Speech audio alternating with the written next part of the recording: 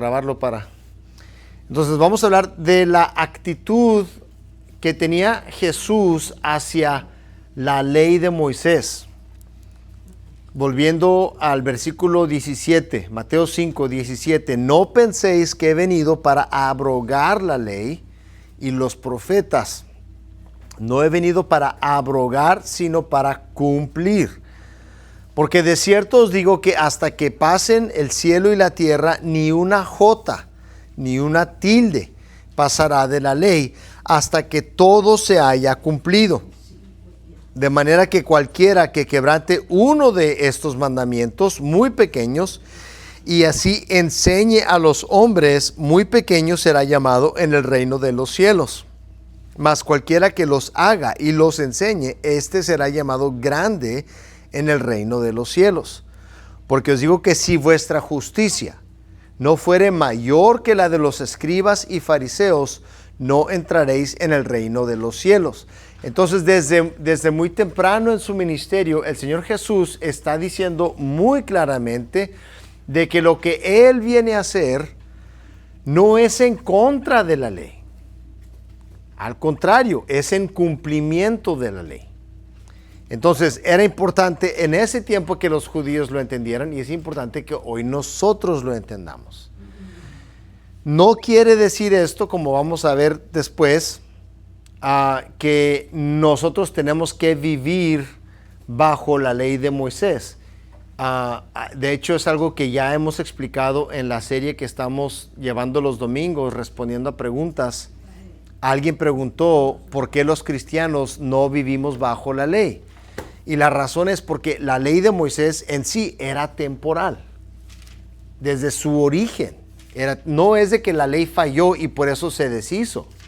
Es que desde su inicio la ley tenía un propósito temporal y ya cumplió ese propósito.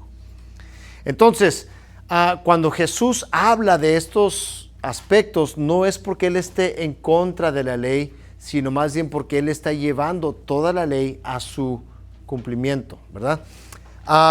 Y luego habla acerca de de la ira. Y tengo entendido que el hermano Roberto también habló de eso la semana pasada. Vámonos a la siguiente sección que comienza con el versículo 27.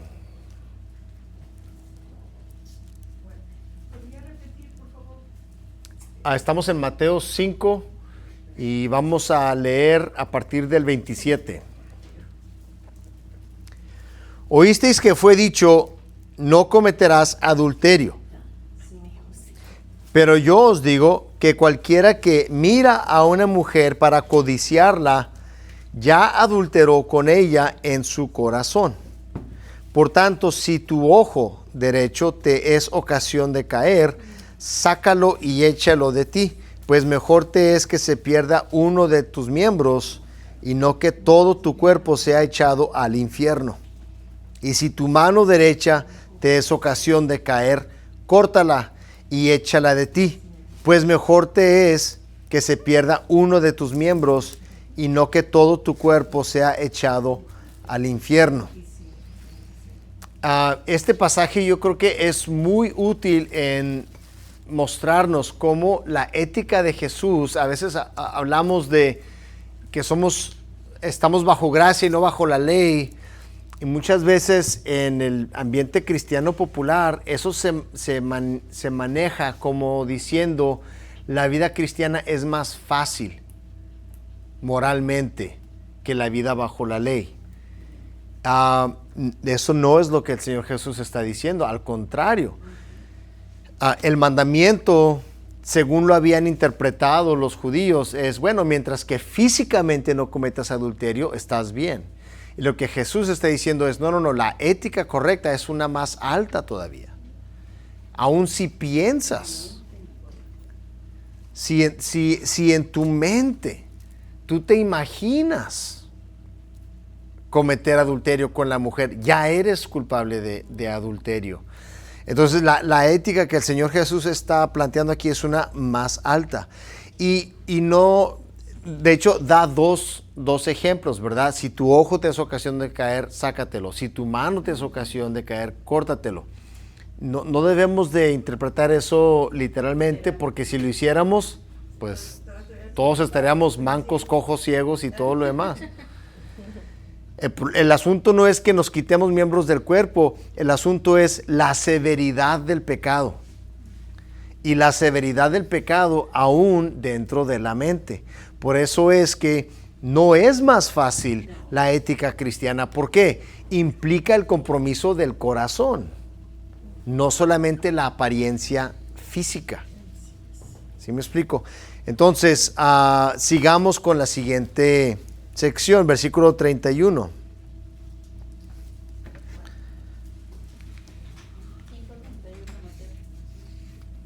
Versículo 31 dice, también fue dicho, cualquiera que repudie a su mujer, dele carta de divorcio. Pero yo os digo que el que repudia a su mujer, a no ser por causa de fornicación, hace que ella adultere, y el que se casa con la repudiada comete adulterio. Ok, este pasaje es duro, especialmente en nuestra cultura, en el que muy fácilmente nos casamos, nos divorciamos y nos volvemos a casar repetidas ocasiones. Yo he tenido esta discusión muchas veces con diferentes personas sobre este tema, y yo les confieso, hermanos, que a mí me parece algo muy duro, especialmente porque a veces vemos situaciones bien feas en matrimonios.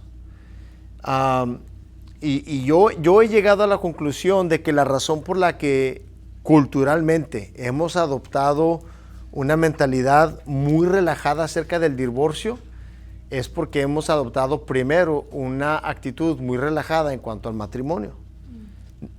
Nos divorciamos fácilmente porque nos casamos fácilmente. Y hay que tener cuidado con esto. El Señor Jesús, noten ustedes, hay otros pasajes, ¿verdad? Bueno, por ejemplo, aquí dice, a no ser por causa de fornicación. Y hay una manera de interpretarlo que sugiere que si ha ocurrido adulterio dentro del matrimonio, el agredido tiene derecho a divorciarse. Donde a veces yo creo que nos vamos más allá de lo que el texto permite, es decir, tiene derecho a divorciarse y de volverse a casar. Yo pienso que son dos temas separados. Donde la palabra permite divorcio y donde la palabra permite volverse a casar son dos temas separados. Noten ustedes lo que dice aquí. Pero yo os digo que el que repudia a su mujer, a no ser por causa de fornicación, hace que ella adultere, y el que se casa con la repudiada comete adulterio. Entonces, después de un divorcio, después del divorcio, ocurre adulterio. Sí, hermana. Hermano, aquí dice, pero os digo que el que repudia puede hacer carta de divorcio, dice aquí, ¿verdad? Pero después de casada, después de que se casan, porque sabemos nosotros que tiene que ir, la mujer tiene que ir a cura al matrimonio. Entonces, si él no ¿Tiene que ir cómo, perdón? cura al matrimonio. Oh, Virgen. sí. Ajá. Entonces, si la mujer no era virgen, él tenía derecho a repudiarla, porque ella no era virgen. Uh-huh. Esa era, por eso era, esa era la cláusula esa de que, ok, y ya después de que se casó, ¿verdad? Él vio que ella no era virgen, entonces sí, él tenía derecho de repudiarla. Entonces ya, bueno, ya la despide y todo, entonces ya ella pues hace la vida otra vez y todo eso, entonces ya es cuando ya comete el adulterio. Uh-huh. Pero esa es la ley que te digo, la ley tenía que ser una virgen, la que se casaba, o sea, para no, o sea, ya si era virgen, pues ya allí se hace, Uh-huh. ya se conforma el matrimonio y seguía, ¿verdad? Pero si él descubría que ella no había sido, que no era virgen, eso es lo que yo o sea, Sí es cierto, hermana, sí es cierto, pero hay situaciones donde eso se complica todavía más, porque ¿qué tal si es virgen, pero tuvo una relación romántica, física, que no llegó al grado de perder su virginidad con otro hombre? Esa también es una impureza sexual. sí, también. ¿Sí me explico? Entonces, hay variaciones de la situación en la que sí es cierto que bajo ciertas circunstancias la ley permitía el divorcio. Pero el problema aquí es de que el permitir el divorcio, uno, no es algo bueno. Desde que se permite el divorcio, en otras ocasiones lo habla el Señor Jesús, es por causa de la dureza de corazón. El divorcio se permite, mas nunca se recomienda. ¿Sí me explico? Nunca es algo bueno. El divorcio nunca es una solución a un problema. Es lo mejor que se puede decir acerca del divorcio es que es un remedio, ¿verdad? Es, por ejemplo, si yo he escuchado esta expresión de algunas personas divorciadas, que su divorcio fue la mejor decisión que tomaron en su vida. Puede ser en ciertas circunstancias en que sí era mejor estar divorciado que casado. Pero yo lo comparo con si yo tuviera gangrena en mi brazo, la mejor decisión es cortarme el brazo. Pero no es algo bueno, ¿verdad? Que hubiera sido mejor no tener gangrena en mi brazo. Sí, hermano. La persona que no está bien fundada en las cosas del Señor siempre va a buscar con usted una salidita para, una excusa para.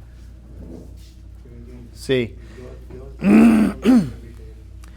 Sí, y obviamente hay razones, ¿verdad? O sea, está difícil que una relación que depende de dos personas individuales siempre funcione bien. Son dos voluntades diferentes. Y hay veces que una persona en el matrimonio pierde completamente el interés en el matrimonio. Eso pasa. Y precisamente porque no es justo obligar a una persona a estar en una situación así, que se permite el divorcio. Pero otra vez, deberíamos de esforzarnos más por tener matrimonios saludables en vez de encontrar ocasiones en las que el divorcio es justificado. ¿Sí me explico? Y el Señor planta muy firmemente su posición en el matrimonio de esta manera, de que el estándar para divorcio debe ser un estándar muy alto. Ahora dice en la siguiente sección,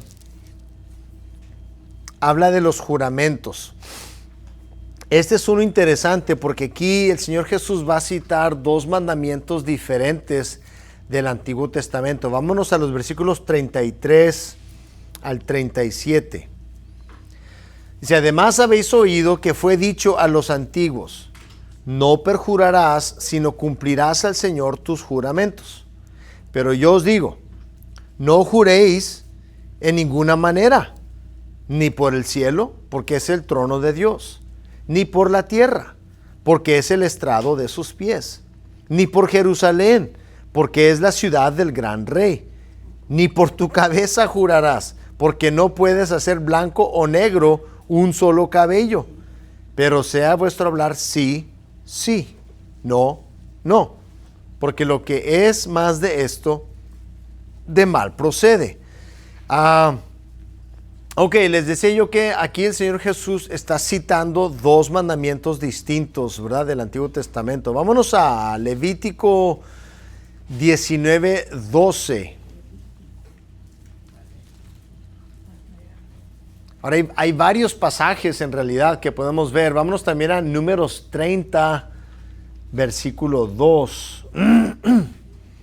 Si alguien me quiere ayudar con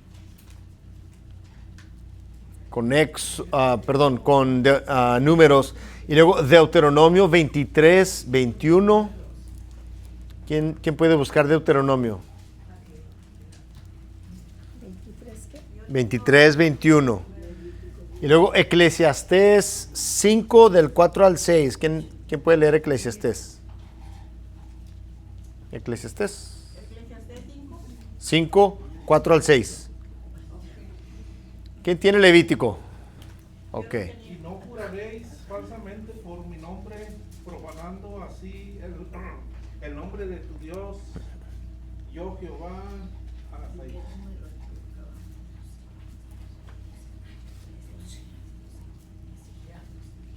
A ver, otra vez, hermano. Ok.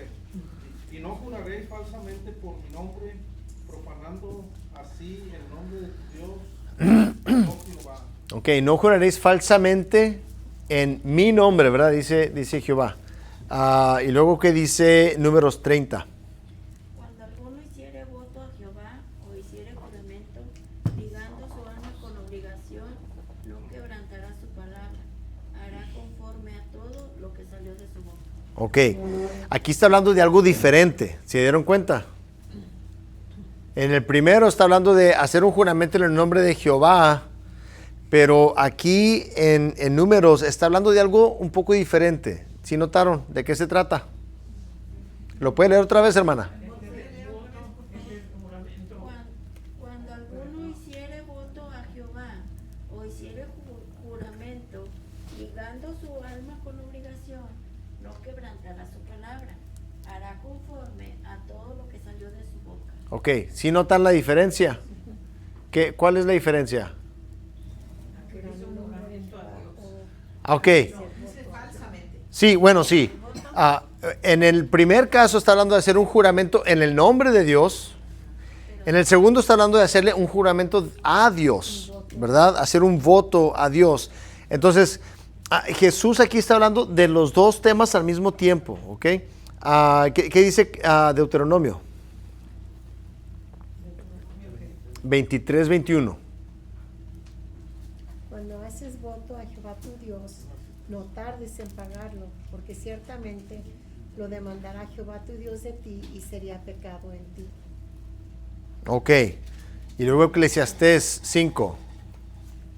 Cuando a Dios haces promesa, no tardes en cumplirla, porque Él no se complace en los insensatos, cumple lo que prometes. Ok. ¿Cuál fue ese? Ese fue Eclesiastés 5. Ok, aquí el Señor Jesús aborda dos temas, dos cuestiones diferentes. En primer lugar, está hablando acerca de mentir en el nombre de Dios. En otras palabras, hacer declaraciones que sabemos que son falsas y usurpando la credibilidad de Dios para beneficio nuestro, para ventaja nuestra. Para que le crean. Sí. Dice, si nos vamos a Éxodo en el mandamiento, ¿verdad? Cuando estamos leyendo los 10 mandamientos, vámonos a Éxodo capítulo 20. Dice, fíjense bien, el versículo 7. Dice, no tomarás el nombre de Jehová tu Dios en vano, porque no dará por inocente Jehová al que tomare su nombre en vano. La palabra clave ahí es el verbo de llevar, de cargar algo. Entonces, lo que el mandamiento dice es, no lleves mi nombre en vano. No lleves mi nombre en una manera que no es apropiada. Y aquí el asunto es que muchas veces con tal de ganar un asunto, En México le llaman. sí, en la escuela todo el mundo, mira por esta, te lo juro que quién sabe qué, con tal de ganar un asunto, se invoca una autoridad superior deshonestamente. En el caso de Dios, en el caso de invocar a Dios como una autoridad para usurpar su credibilidad, para mis propios fines, es pecado, ¿verdad? Entonces, ese es el primero, mentir a alguien más usando, o mejor dicho, usurpando el nombre de Dios para nuestra ventaja. El otro aspecto es este, mentirle a Dios. Aguas, es muy común oír acerca de de hacer pactos con Dios y cosas así.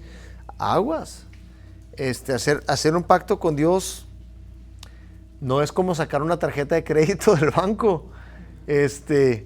No son la misma cosa. Hacer una promesa a Dios y no cumplirla, ya sea por insensatez o por conveniencia, las consecuencias son graves. Entonces no debemos de tomar ligeramente este tema de hacer juramentos con Dios o hacer pactos con Dios, hacer trueques con Dios. No es que no se puede hacer. Si usted tiene algo que y hace un pacto con Dios, bueno, está bien, tiene su lugar. Pero hay gente que lo cumple. Pero hay del que hace un pacto con Dios y no lo cumple, ¿verdad? Dice la Escritura, es mejor no prometer que prometer y no cumplir. Siempre que hablamos de ese tema, me acuerdo de un hermano en particular de la iglesia allá en Juárez, que cuando había un evento y que decíamos, hermanos, ¿quién ofrece para esta comida o lo que sea? Y este hermano siempre prometía que iba a traer una vaca, que iba a traer un marrano y que iba a matar a un marrano y que quién sabe qué. Nunca lo hizo. Mejor hubiera sido que prometiera 1 kilo de tomates. O que no prometiera nada y nadie iba a decir nada, pero siempre hacía unas promesas así bien espléndidas y nunca traía nada. ¿Sí, hermana? Nosotros un día prometimos 2 pollos. No pudimos venir porque ella se enfermó. Lo bueno es de que esa promesa nomás nos la hizo a nosotros y no a Dios. Yo voy a tratar de traer los pollos. Para que no me vaya a caer así como que prometí no cumplí. Y luego también aquí en Estados Unidos se usa mucho, bueno, quizás a lo mejor alrededor, pero aquí se usa mucho también cuando también maldicen a Dios, hermano. ¿Que maldicen a Dios? Ajá. Cuando maldicen a Dios. No, oye usted que mucha gente dice primero el nombre de Dios y luego dice otra cosa. Bueno. Bueno, sí, sí, pero eso no es maldecir a Dios, eso es invocar una maldición de Dios para alguien. Que es inapropiado, pero es algo diferente. No maldicen a Dios, sino que invocan una maldición de Dios para alguien. Entonces,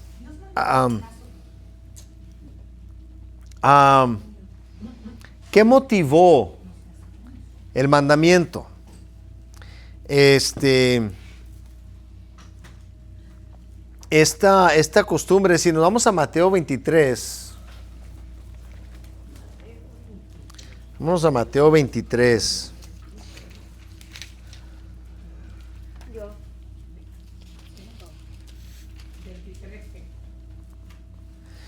Había esta costumbre que se estaba practicando en Israel, una costumbre con la que yo creo que muchos de nosotros estamos familiarizados. Decía la hermana, en México la gente hacía juramentos que por mi madre, por mis hijos, y entre más importante fuera la persona, Menos se le creía. sí. Se suponía, ¿verdad?, que entre más importante es la persona por la que está jurando, que es lo más cierto, ¿no? Algo similar estaba ocurriendo en aquel tiempo. Dice Mateo 23, versículo 16, hay de vosotros guías ciegos que decís, si alguno jura por el templo no es nada, pero si alguno jura por el oro del templo es deudor. Mateo 23. 16. Capítulo 23, versículo 16. Y luego versículo 17, insensatos y ciegos, porque ¿cuál es mayor, el oro o el templo que santifica al oro? También si dicen, si alguno jura por el altar, no es nada, pero si alguno jura por la ofrenda que está sobre él, es deudor. Necios y ciegos, porque ¿cuál es mayor, la ofrenda o el altar que santifica la ofrenda? Pues el que jura por el altar, jura por él y por todo lo que está sobre él. Y el que jura por el templo, jura por él y por el que lo habita. Y el que jura por el cielo, jura por el trono de Dios y por aquel que está sentado en él. Ay de vosotros, escribas y fariseos hipócritas, porque diezmáis la menta y el eneldo y el comino, y dejáis lo más importante de la ley, la justicia, la misericordia y la fe. Esto era necesario hacer sin dejar de hacer aquello. Guías ciegos que colocáis el mosquito, o que coláis el mosquito y tragáis el camello. Eso es con lo que el Señor está lidiando. Esta idea de que si uno jura por algo que es de mayor valor, entonces eso es más importante. Y la respuesta del Señor es que todo es del Señor.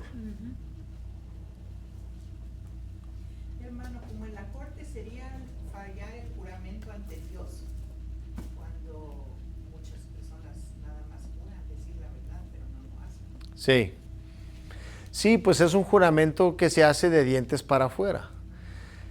Y Pero lo hacen como lo pone en la Biblia. Pues sí, pero claro, lo hacen así lo hacen. claro. Y yo creo que la intención detrás de eso es que la persona haga conciencia del juicio, que quizás al hombre le pueden mentir, pero no a Dios, ¿verdad? Pero la respuesta del Señor Jesús es simple y sencillamente: di la verdad. Di la verdad y ya. No tomes prestada la credibilidad de alguien más. Di la verdad. Si es sí, di sí. Si es no, di no. A la siguiente sección, comenzamos con el versículo 38, volviendo a Mateo 5. Mateo 5, 38. Oísteis que fue dicho: ojo por ojo y diente por diente. Pero yo os digo, no resistáis al que es malo, antes a cualquiera que te hiera en la mejilla derecha, vuélvele también la otra. Y al que quiera ponerte pleito y quitarte la túnica, déjale también la capa. Y a cualquiera que te obligue a llevar carga por 1 milla, ve con él 2. Al que te pida, dale. Y al que quiera tomar de ti prestado, no se lo rehuses. ¿Oísteis que fue dicho? Bueno, vamos a detenernos ahí, nomás hasta el 42. Aquí el Señor está citando a Éxodo 21, los versículos 22 al 27, si quieren apuntarlo ahí. Y Levítico 24 del 19 al 20. Obviamente esto es tomando del decálogo, ¿verdad? De los 10 mandamientos. Éxodo 21, 22 al 27.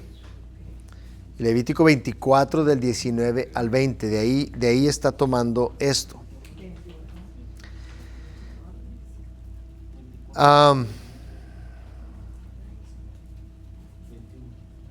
El propósito de este mandamiento muchas veces se ha malinterpretado, que cada daño que se recibe se tiene que responder con el mismo daño, pero más bien la intención del mandamiento no es que se tiene que responder al mandamiento, sino que si se responde al agravio, el límite es ese. ¿Sí me explico? Esta es la idea de que un agravio, la respuesta a un agravio no debe de exceder el agravio. Entonces, si alguien me da una bofetada, lo justo no es que yo le dé 2. 3. Eso es lo que yo quisiera darle, pero no es lo justo. Entonces, lo que la ley indica es un límite en las represalias en una agresión, especialmente sobre lesiones corporales. Pero también está hablando de no tomar la venganza en manos propias, sino dejarla en manos de los magistrados. Si nos vamos, por ejemplo, a Éxodo 21. Si alguien me busca Éxodo 21, 22 y también les voy a leer Deuteronomio 16. Éxodo 21:22. Si alguno riñere e hiriere a mujer embarazada y ésta abortare, pero sin haber muerte, serán penalizados conforme a lo que les impusiere el marido de la mujer, es juzgaren los jueces. Mas si hubiere muerte, entonces pagará vida por vida, ojo por ojo, diente por diente, mano por mano, pie por pie, quemadura por quemadura, herida por herida, golpe por golpe. Ok, si entienden ahí lo que la ley está diciendo, es de que cuando hay un incidente, ¿quién tiene que involucrarse? El marido, Bueno, ahí primero menciona el marido, ¿quién más? los jueces, Jueces, es decir, un partido, un tribunal, ¿verdad? Alguien neutral tiene que participar y el castigo debe ser según el agravio. pero aquí decía que ella no, bueno, ahí decía que si no aborta, pues nomás es así, pero si aborta por el daño que le hicieron, él, como quien dice, va a ser juzgado de cuerpo completo, ¿no?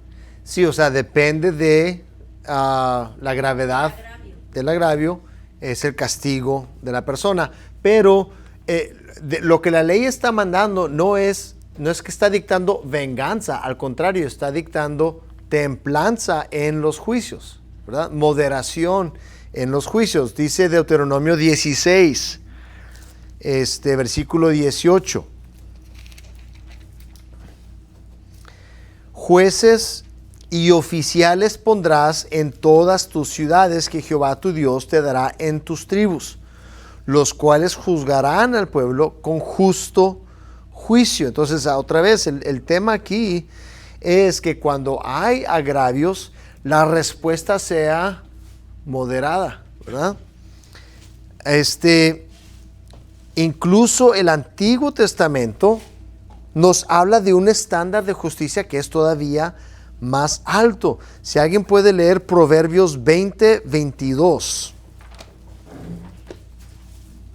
Hay dos proverbios, 20:22 y 24:29. No digas, yo me vengaré, espera a Jehová y él te salvará. Ok, fíjense aquí cómo el consejo del proverbista es: no te vengues, deja el lugar, ¿verdad? Ahora, de acuerdo a la misma ley de Moisés, si alguien me hace daño, yo tengo derecho a buscar represalias. Tengo derecho.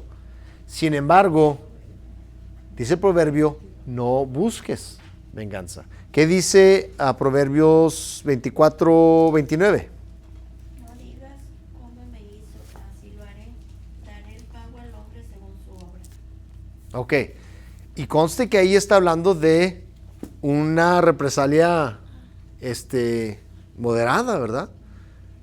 Y no dice, no digas eso, ni siquiera eso. Ese es el consejo del proverbista. Ahora, ¿cómo modeló Jesús esta ética más elevada? Vámonos al Evangelio de Juan. Evangelio de Juan, capítulo 18.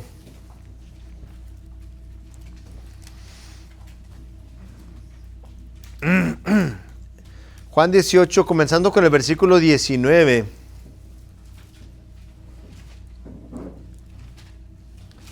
Al versículo 23. Dice, y el sumo sacerdote preguntó a Jesús acerca de sus discípulos y de su doctrina. Jesús le respondió, yo públicamente he hablado al mundo. Siempre he enseñado en la sinagoga y en el templo, donde se reúnen todos los judíos, y nada he hablado en oculto. ¿Por qué me preguntas a mí? Pregunta a los que han oído. ¿Qué les haya yo hablado? He aquí, ellos saben lo que yo he dicho. Cuando Jesús hubo dicho esto, uno de los alguaciles que estaba allí le dio una bofetada diciendo, ¿así respondes al sumo sacerdote? Jesús le respondió, si he hablado mal, testifica en qué está el mal. Y si bien, ¿por qué me golpeas? Vean ustedes la mansedumbre con la que Jesús responde a un acto de violencia injusto que se hizo en contra de él. Así es como el Señor Jesús está modelando esa misma ética. No se trata literalmente de decirles que le pegue en la otra mejilla. Se trata de la mansedumbre y la dignidad con la que el Señor Jesús fue abofeteado. Entonces, no literalmente se ofrece la otra mejilla, pero se trata de una disposición tras una afrenta a no provocarla, sino a someterse con humildad a otra. En otras palabras, no es que yo ponga la otra mejilla, sino que yo esté dispuesto a que también la otra me la bofeteen, ¿verdad? Sufrir esos agravios con mansedumbre y con dignidad.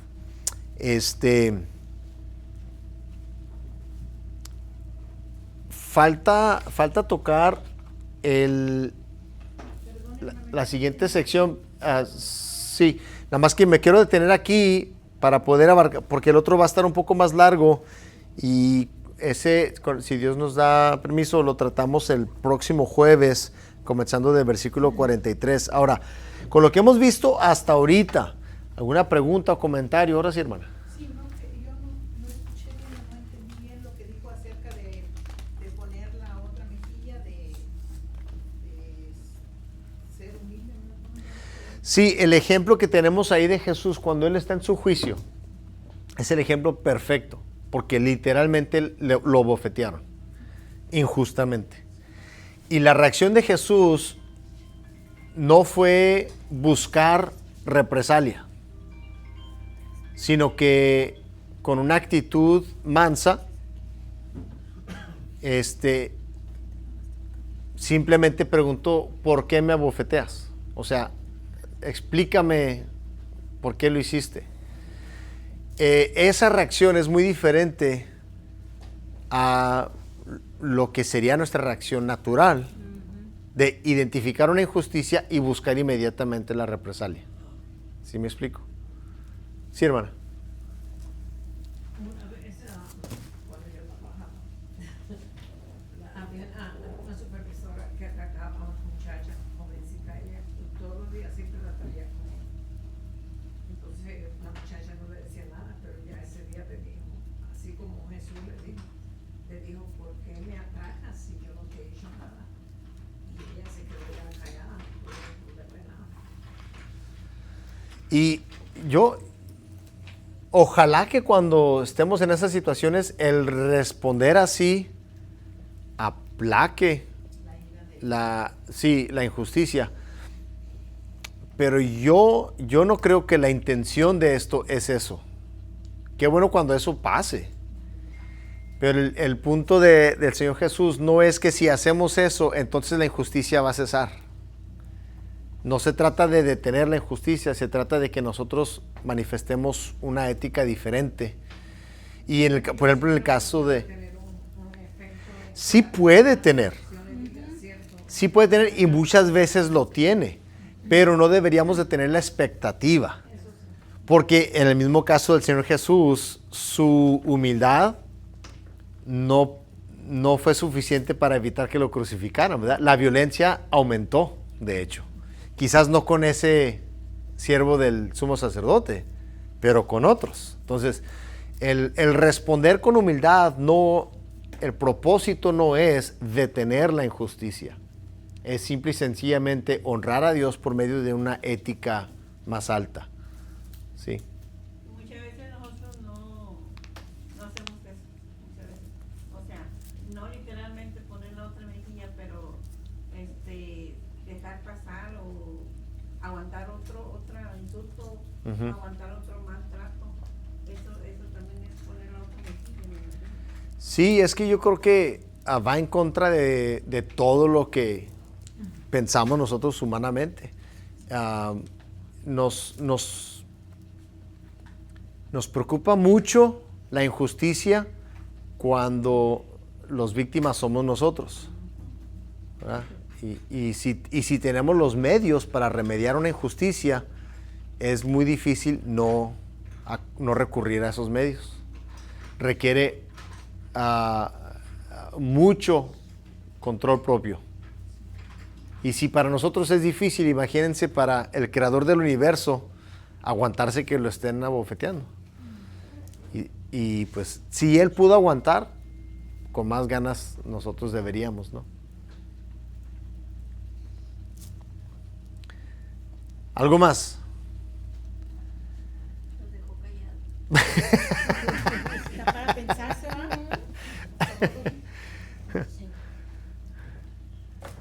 Bueno, pues no somos los primeros en reaccionar así a la enseñanza de Jesús. Para el que quiera pensar que llevar el evangelio es decirle a la gente, tu vida va a ser más fácil. Oh, no. Él nunca dijo eso.